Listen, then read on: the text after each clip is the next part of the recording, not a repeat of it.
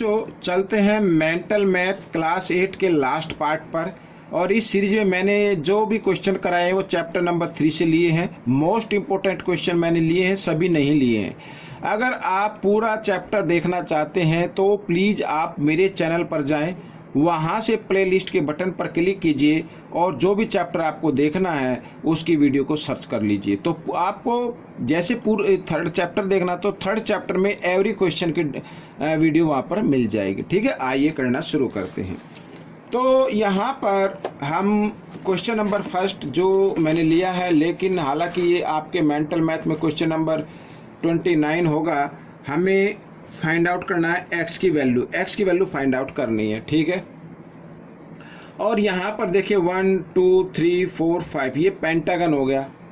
और पेंटागन के जो भी इंटीरियर एंगल होते हैं, जैसे ये और ये इधर ये दिए हुए हैं, तो इन सब का सम 540 होता है। अगर नहीं मालूम तो आपको इस फॉर्मूले से फाइंड आउट कर लेना है। ठीक है, ये फॉर्मूला होता है sum of interior angle of any polygon. तो एन का मतलब साइड। ठीक है, इस तरीके से। अब बच्चों सबसे पहले यहाँ पर ये एक्सटीरियर एंगल है और ये इंटीरियर एंगल है, इधर ये एक्सटीरियर एंगल है और ये इंटीरियर एंगल है। तो सबसे पहले हम इन दोनों की वैल्यू फाइंड आउट कर लेते हैं। और मैं कई बार बता चुका हूँ कि एक्सटीरियर एंगल और इंटीरियर एंगल अगर इन दोनों को प्लस कर दें तो 180 के इक्वल आता है, या आप इन्हें लीनियर पेयर भी लिख सकते हैं। ठीक है, इधर लीनियर पेयर भी लिख सकते हैं क्योंकि इधर ये कोई भी साइड नहीं बन रही है, तो लीनियर पेयर भी आप इसको लिख सकते हैं चाहे तो। अब एंगल 1 की वैल्यू आ जाएगी बच्चों 180, इधर ये प्लस है इधर आकर ये माइनस का हो गया, तो आ गई बच्चों 100 डिग्री आ गई। ठीक है, एंगल 1 की वैल्यू मालूम हो गई। एंगल 2 की भी वैल्यू फाइंड आउट कर लेंगे। तो हम क्या करेंगे, सीधा मैं 180 में से माइनस कर देता हूँ 60 डिग्री को, तो 120 डिग्री आ जाएगी। ये एंगल 2 की वैल्यू आ गई। अब हम सब जानते हैं कि जितने भी ये एंगल होते हैं interior angle of pentagon is equal to 540। आइए इनको ऐड कर लेते हैं। तो यहाँ से लेके चलते हैं, तो 100 degree plus x degree plus 70 degree plus x minus 10 degree और प्लस 120 डिग्री इक्वल 540 डिग्री। इस तरीके से सबको मैंने ऐड कर लिया। अब x को अलग ऐड कर लीजिए, 1x और 1x 2x हो गया। बाकी जो भी डिजिट हैं यहाँ पर उनको अलग ऐड कर लीजिए। ठीक है, यहाँ पर ये बच्चों माइनस प्लस माइनस हो जाएगा, तो ये 110 मान लेना या बाद में माइनस कर देना, कोई दिक्कत नहीं है।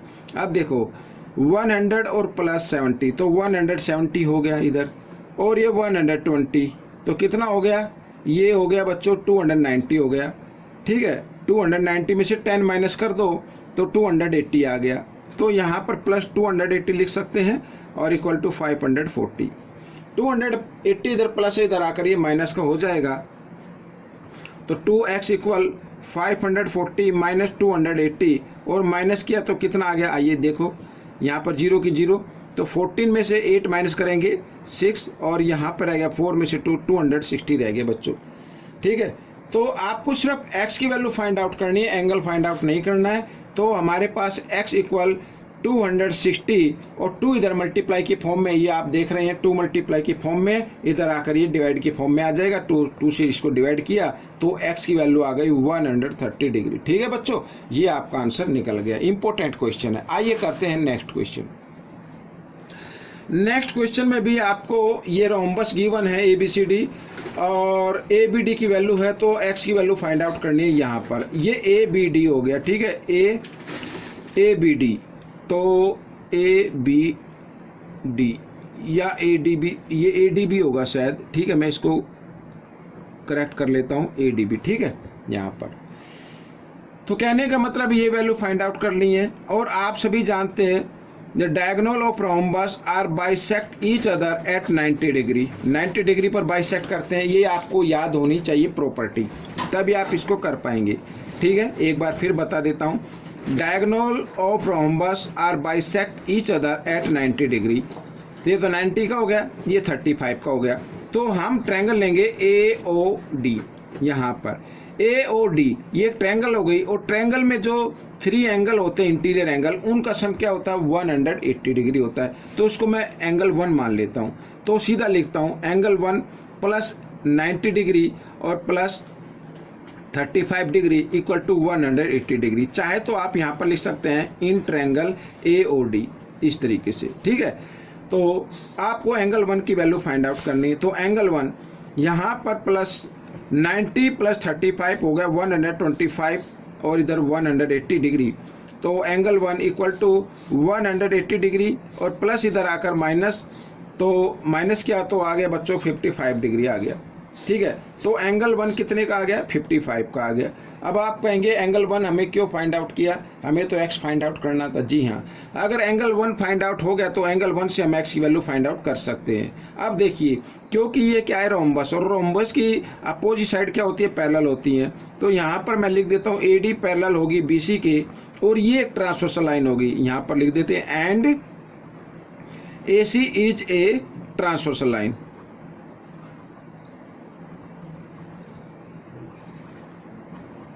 ये मैंने लिख दिया। तो यहाँ पर एंगल x इक्वल होगा एंगल 1 के, इन्हें बोलते हैं अल्टरनेट एंगल। यहाँ पर मैं लिख देता हूँ अल्टरनेट एंगल, ठीक है, अल्टरनेट एंगल। तो x यहाँ पर देखिए x की वैल्यू क्या आ जाएगी? ये इधर x की वैल्यू, तो 1 की वैल्यू क्या है? 55। तो x की वैल्यू क्या होगी? 55। ये आपका आंसर निकल गया। आइए करते हैं क्वेश्चन नंबर 3। यहाँ पर क्वेश्चन नंबर 3 में ये भी एक रोम्बस है, x की वैल्यू फाइंड आउट करनी है। PS यहाँ पर ये दी हुई है, PO ये वैल्यू गिवन है और OS ये वैल्यू है। तो ये वाले, तो ये हम देख रहे हैं एक राइट एंगल ट्रायंगल हो गया, क्योंकि ये 90 डिग्री पर बाइसेक्ट करते हैं इसके डायगोनल, और साथ में साइन भी गिवन है। तो राइट एंगल ट्रायंगल में जो हाइपोटेन्यूज होता है उसका स्क्वायर, यानी कि मैं यहाँ पर लिख देता हूँ इन ट्रायंगल POS, ठीक है, POS में यहाँ पर PS स्क्वायर इक्वल होगा PO स्क्वायर और प्लस OS स्क्वायर। यहाँ पर राइट एंगल ट्रायंगल में हम पाइथागोरस थ्योरम का यूज करते हैं बच्चों, ठीक है, पाइथागोरस जो आपको 10th क्लास में सीखने को मिलेगी। तो आप इतना ध्यान दे लीजिए, कोई भी राइट एंगल ट्रायंगल होता है, अगर हमें ये हाइपोटेन्यूज या किसी भी साइड की लेंथ हमें फाइंड आउट करनी होती है, तो हाइपोटेन्यूज का स्क्वायर यानी सबसे जो लॉन्गेस्ट साइड होती है 90 डिग्री के अपोजिट, उसका स्क्वायर इक्वल होगा बाकी जो 2 साइड बचती है उनके स्क्वायर के सम के इक्वल होगा, ठीक है। आइए PS कितनी है? x plus 1 whole square, PO x square plus OS x minus 1 whole square. अब इनको फॉर्मूले में रख दीजिए, a plus b square, a square plus b square, 1 को 2 टाइम्स मल्टीप्लाई करें 1 ही आएगा, और प्लस 2a और b, 1 लिखने की जरूरत ही नहीं है, x स्क्वायर प्लस यहाँ पर ये a माइनस बी स्क्वायर का formula a square plus b square और माइनस 2ab, ये होता है इस तरीके से। अब बच्चों देखो, यहाँ पर हमें x की वैल्यू फाइंड आउट करनी है। तो सबसे पहले यहाँ पर ये x स्क्वायर, ये दोनों इक्वल, ये काट दीजिए, ठीक है, और 1 इक्वल है तो ये 1 भी इक्वल है तो इसको भी काट दीजिए। अब यहाँ पर और तो कोई इक्वल नहीं आ रहा है, यहाँ पर बच गया ये x स्क्वायर, ठीक है, और माइनस 2x, ये प्लस है, इधर आकर ये भी माइनस हो जाता है इस तरीके से, और इसको हम लिख सकते हैं बच्चों इधर 0 के इक्वल, ठीक है। अब हमारे पास आया x स्क्वायर और माइनस 2x और माइनस 2x माइनस 4x यहाँ पर इस तरीके से, ठीक है। अब देखो यहाँ पर मैं आपको बताता हूँ किस तरीके से करना है।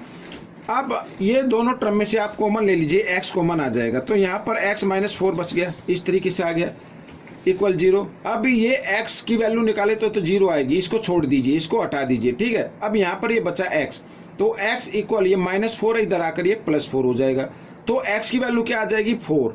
तो 4 सेंटीमीटर आप इसको लिख सकते हैं, ये आपकी वैल्यू आ गई, ये आपका आंसर निकल गया। आइए करते हैं नेक्स्ट क्वेश्चन। अब इस नेक्स्ट क्वेश्चन में ये देखिए, क्वेश्चन नंबर 4 में जो आपके मेंटल मैथ में क्वेश्चन नंबर 37 होगा, ये देखिए, ये भी एक रोम्बस है। यहाँ पर जो वैल्यू फाइंड आउट करनी है y माइनस एक्स की वैल्यू फाइंड आउट करनी है, ठीक है। और यहाँ पर y y की वैल्यू क्या होगी, 90 डिग्री होगी। ठीक है, अब मैं नहीं इसको डिटेल से लिखूंगा, लेकिन थोड़ा सा ओरली बता देता हूँ। रोम्बस के जो डायगोनल होते हैं वो 90 डिग्री पर बाइसेक्ट करते हैं, तो y की वैल्यू तो निकाल लिए। साथ ही अगर हम इसकी वैल्यू निकाल लें तो फिर ये भी 90 होगी। ठीक है, इधर ये वैल्यू भी क्या होगी, 90 डिग्री होगी। तो उसके बाद हम ये ट्रायंगल लेकर यहाँ पर ये मान लीजिए, तो इस ट्रायंगल से हम x की वैल्यू फाइंड आउट कर सकते हैं। ठीक है, आइए करना शुरू करते हैं। तो सबसे पहले इन ट्रायंगल AOB, तो x, ठीक है, x, और यहाँ पर अब आप कहेंगे सर इसको मैं 1 लिख लेता हूँ। अब आप कहेंगे सर ये एंगल 1 की वैल्यू क्या होगी, मैं आपको बताता हूँ, और ये 90 डिग्री, तीनों का सम क्या होना चाहिए, 180 डिग्री होना चाहिए। अब 1 की वैल्यू क्या होगी मैं इधर बता देता हूँ। देखो, क्योंकि ये क्या है, एक रोम्बस है, और रोम्बस की जो शॉर्ट में लिख देता हूँ AB पैरेलल ये CD, अपोजिट साइड पैरेलल होती हैं, और ये हो गई एक ट्रांसवर्सल लाइन। ठीक है, and BD is a transversal line, यहां पर लिख ही देता हूं मैं। ठीक है, तो एंगल 1 इक्वल होगा 40 डिग्री के। इन्हें कौन से एंगल बोलते हैं, अल्टरनेट एंगल बोलते हैं, इधर लिख लेते हैं अल्टरनेट। ठीक है, तो x की वैल्यू निकाल लेंगे, तो x इक्वल 40 प्लस 90 डिग्री और इक्वल 180 डिग्री, तो x यहाँ पर 130 प्लस में, इधर आकर ये माइनस में हो जाएगा, और माइनस किया तो 50 डिग्री आ जाएगा। ठीक है, y की वैल्यू आपके सामने, x की वैल्यू आ गई। हमें फाइंड आउट करना है y माइनस एक्स, यानी y 90 डिग्री माइनस x 50, तो आ गया 40 डिग्री। ये आपका आंसर आ गया बच्चों। ठीक है, ये क्वेश्चन सोल्व हो गया। आइए करते हैं लास्ट क्वेश्चन, बहुत इंपॉर्टेंट है और काफ़ी हेल्प करेगा। देखिए ABCD पैलोग्राम है, find x and y find out करना है। अब पैलोग्राम की प्रॉपर्टी कहती है, क्योंकि यहाँ पर ये डायगोनल गिवन है, प्रॉपर्टी कहती है कि diagonal of parallelogram are bisect each other, bisect करते हैं, यानी कि AC और ये BD ये डायगोनल हो गए, और यहाँ पर तो AO इक्वल होगा OC के, AO इक्वल होगा OC के, और इधर DO इक्वल होगा OB के। ठीक है, यहाँ पर मैं लिख देता हूँ, diagonals of parallelogram are bisect each other. सिर्फ रोम्बस में और पैरेललोग्राम में यही फर्क होता है, ये बाइसेक्ट ईच अदर होते हैं, और रोम्बस में बाइसेक्ट ईच अदर होते हैं और 90 डिग्री पे होते हैं। ठीक है, आइए AO, तो AO है आपका, यहाँ पर ये वाला लेते हैं पहले, 5y प्लस 1 इक्वल OC है 6y माइनस 1। तो हम क्या करेंगे, 5y इस 6y को वेरिएबल के साथ ले आओ, इधर माइनस का हो जाएगा, और माइनस 1, ये प्लस 1 है, इधर आकर ये माइनस 1, तो minus plus minus minus y आ गया, इधर माइनस 2 हो गया, माइनस से माइनस का साइन काट दिया, y इक्वल आ गया 2, तो y की वैल्यू तो आ गई 2। x की वैल्यू निकाल लेते हैं, तो DO इक्वल OB। ठीक है, इनको भी इक्वल रखते हैं, 3x माइनस 1 इक्वल, यहाँ पर मल्टीप्लाई कर लीजिए ब्रैकेट के साथ 2 की, 2x आ जाएगा, और 2 1 जा 2, इस तरीके से। ठीक है, अब वेरिएबल को एक तरफ ले आए 2, और ये माइनस 1 इधर आकर ये प्लस 1 हो जाएगा, माइनस प्लस माइनस, 3 में से 2x माइनस करेंगे 1x, और इधर 3, तो ये x की वैल्यू आ गई। तो बच्चों ये क्वेश्चन सोल्व हो चुके हैं, साथ ही ये वीडियो कंप्लीट हो चुकी है। आपको ये पार्ट कैसा लगा मुझे ज़रूर बताएं। मैं एक बार फिर बताना चाहता हूं कि अगर आप सभी वीडियो की, जैसे चैप्टर नंबर 3 में मैंने इंपॉर्टेंट क्वेश्चन लिए थे, अगर आप चाहते हैं सभी क्वेश्चन की वीडियो मिले, तो आप मेरे चैनल पर जाकर प्ले लिस्ट के बटन पर चेक कर सकते हैं क्लिक करके। ठीक है, तो मिलेंगे नेक्स्ट पार्ट में। Till then keep practicing and thanks for watching this video.